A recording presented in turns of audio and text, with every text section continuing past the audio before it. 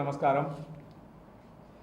ఈరోజు ప్రతిపక్షం కానీ ప్రతిపక్ష పార్టీ వైఎస్ఆర్సీపీకి క్రింది స్థాయి నుంచి పై స్థాయిలో ఉన్నటువంటి ఎవరైతే డిఎస్సిని వ్యతిరేకిస్తున్నటువంటి వైఎస్ఆర్సీపీ నాయకులకు మేము సవాల్ విసురుతూ ఉన్నాం. మరొకసారి మీకు చిత్తశుద్ధి ఉంటే, దమ్ము ధైర్యం ఉంటే లోకేష్ బాబు గారు సవాల్ విసిరడం జరిగింది.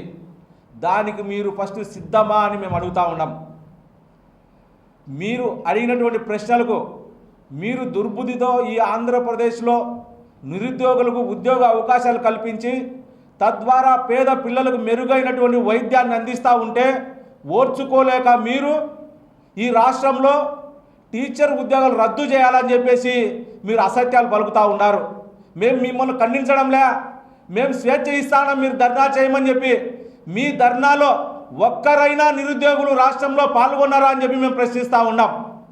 అలా ప్రశ్నిస్తూ ఉంటే మీరు దాన్ని అనుకోగా తీసుకొని మీరు ఎలా అంటే అలాంటి అసత్యాలు మాట్లాడుతూ ఉన్నారు.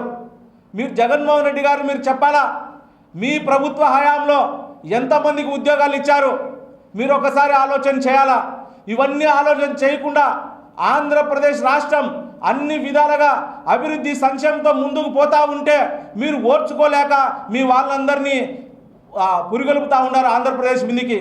మీకున్నటువంటి వ్యక్తులు ఆంధ్రప్రదేశ్ ప్రజలపైన చిత్తశుద్ధి లేనటువంటి వ్యక్తులు, ప్రజలపైన అవగాహన లేనటువంటి వ్యక్తులు.